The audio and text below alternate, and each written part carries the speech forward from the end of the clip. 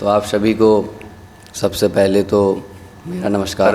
इस महफ़िल के लिए भारती फाउंडेशन का बहुत बहुत धन्यवाद कि हम जैसे नए कलाकारों के लिए आप मंच यहाँ पर हम लोगों के लिए दे रहे हैं, और आपका जो विज़न है वो भी बहुत अच्छा है। तो इस क्षेत्र में आप काम करते रहें। मैं चंद शेर और उसके बाद कुछ गज़ल अपनी लिखी हुई जो जैसा आप सभी के सामने वही रखता हूँ कि तेरा बेबाक अपनी बात कहना, तेरा बेबाक अपनी बात कहना, खुदा खुद चाहे तेरे साथ रहना। सुनिएगा कि तेरा बेबाक अपनी बात कहना, खुदा खुद चाहे तेरे साथ रहना। तू किसी और कौम की है तो क्या हुआ, तू किसी और कौम की है तो क्या हुआ, मैं अल्लाह को मानूंगा तुम जय श्री राम कहना। और एक शेर है कि मोहब्बत में बड़े बदनाम हो गए थे। तो सबके साथ होता है, बदनामी तो होती है। मोहब्बत में बड़े बदनाम हो गए थे यार, वो सीता नहीं थी पर हम राम हो गए थे। और मोहल्ले में कोई जानता भी नहीं था, मोहल्ले में कोई जानता ही नहीं था, पर उसके चक्कर में आशिक बड़े महान हो गए थे। और विद्यालय में किसी भी विषय में अंक लाना बड़ा मुश्किल था यार, है ना। मैं आर्ट्स वाला हूँ तो मुझे मैथ में नहीं आते थे। मोहल्ले में कोई जानता नहीं था, उसके चक्कर में आशिक बड़े महान हो गए थे। और विद्यालय में किसी भी विषय में अंक लाना बड़ा मुश्किल था, पर प्रेम के पाठ में विद्वान हो गए थे। और आखिर में जो होता है वही हुआ मेरे साथ, आखिर में जो होता है वही हुआ मेरे साथ। पहले जिसके थे सब कुछ उसी के लिए अनजान हो गए थे। एक शेर है कि क्या होता है कि हम कॉलेज में आते हैं। मैं सागर मध्य प्रदेश से हूँ, तो दिल्ली यूनिवर्सिटी में आया, अपनी ग्रेजुएशन की। फिर वहाँ पर जो देखा या मेरे साथ जो हुआ वही लिखा है कि एक और दोस्त चल पड़ा मरने की राह पर, एक और दोस्त चल पड़ा मरने की राह पर, साला मोहब्बत कर बैठा पढ़ने की राह पर। एक और दोस्त चल पड़ा मरने की राह पर, साला मोहब्बत कर बैठा पढ़ने की राह पर। और जब लाश को पंखे से नीचे उतारा गया,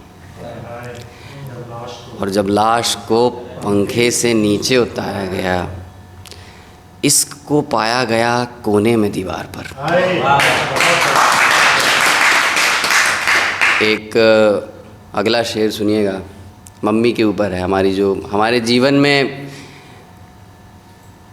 जो परिवार होता है और हमारी माँ पिता, उनका एक अहम ही रोल होता है।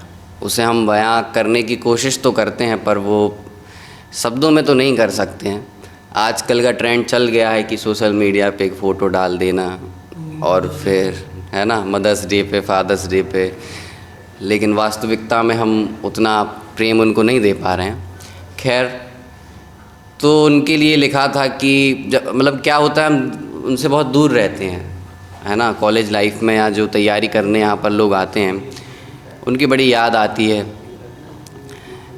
और जब कोई भी परेशानी हमारे सर पर आ जाती है तो हमें वो दिन याद आ जाते, कैसे हमारे माता हमारे पिता बिल्कुल लग जाते थे कि भाई इसको कुछ नहीं होना चाहिए। अपने बच्चों के लिए जो प्रेम रहता है, त्याग रहता है। तो माँ के लिए लिखा था कि यार ज़िंदगी में बड़ी मुश्किलें आन पड़ी हैं, ज़िंदगी में बड़ी मुश्किलें आन पड़ी हैं, लगता है सभी मेरा पता जान पड़ी हैं।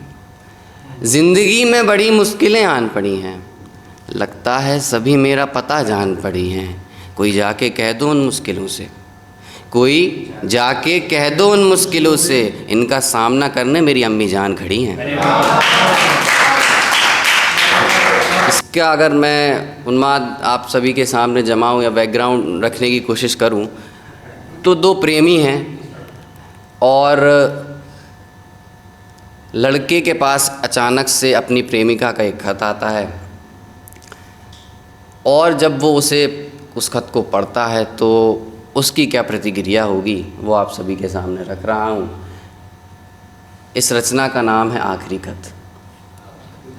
आखिरी खत तो ऐसी है कि जब पढ़ा मैंने आखिरी खत तुम्हारा, जब पढ़ा मैंने आखिरी खत तुम्हारा तो पाई उसमें अनेक गलतियाँ। सबसे पहले गलती क्या थी कि तुमने हमको तुम करके लिखा था।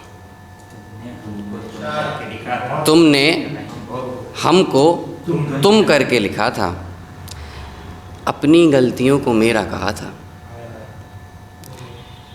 तुमने लिखा था कि सब खत्म करना है, तुमने लिखा था कि सब खत्म करना है। मैं सोच में हूँ यार ये सब खत्म होता कैसे है।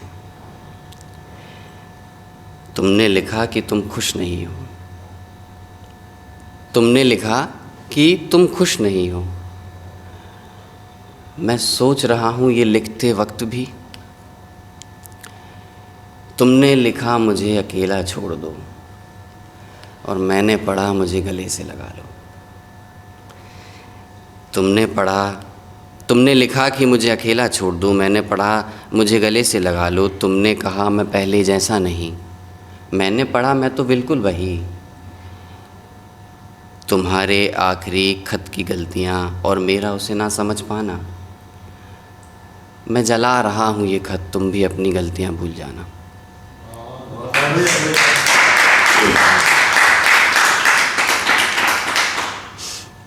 और एक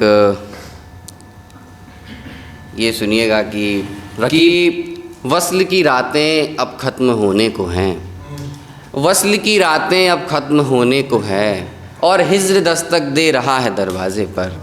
वस्ल की रातें ख़त्म होने को है और हिज्र दस्तक दे रहा है दरवाज़े पर। यार रकीब को तो देखो कैसे मौज काट रहा है, यार रकीब को तो देखो कैसे मौज काट रहा है। मेरे हालात आ चुके हैं मर जाने पर। यार रकीब को तो देखो कैसे मौज काट रहा है, मेरे हालात आ चुके हैं मर जाने पर। इतना गम तो उसके जाने का भी नहीं है दोस्त, इतना गम तो उसके जाने का भी नहीं है दोस्त, जितना गम हो रहा है रकीब के जीत जाने पर, जितना गम हो रहा है रकीब के जीत जाने पर। और ज़माने से माही ने क्या सीखा पता है? सीख लेना, जो बता रहे हैं इसको ध्यान देना कि और ज़माने से माही ने क्या सीखा पता है? नई मोहब्बत ढूंढ लेनी चाहिए पुरानी खो जाने पर।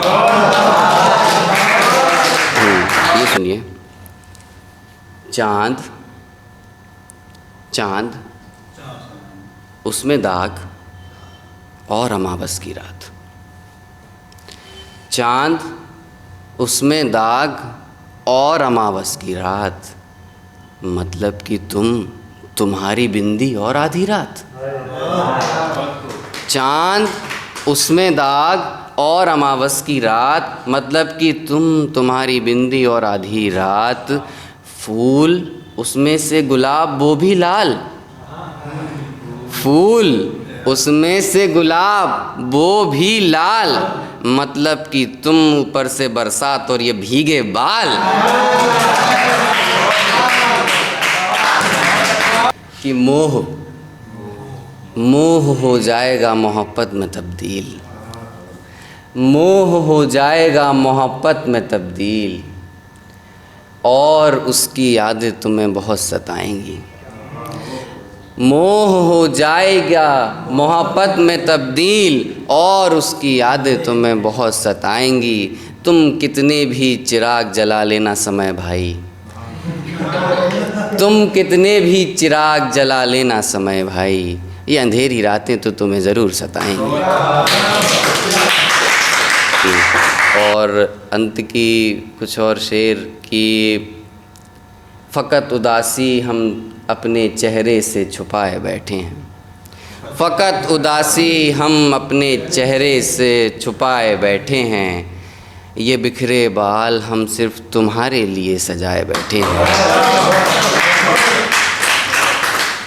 फ़कत उदासी चेहरे से हम अपनी छुपाए बैठे हैं, ये बिखरे बाल हम सिर्फ तुम्हारे लिए सजाए बैठे हैं। लोग कहते हैं कि तुम किसी नूर से कम नहीं, लोग कहते हैं कि तुम किसी नूर से कम नहीं, हम तो एक अरसे से तुमसे मिलने की आस लगाए बैठे। बहुत बहुत धन्यवाद आप सभी का।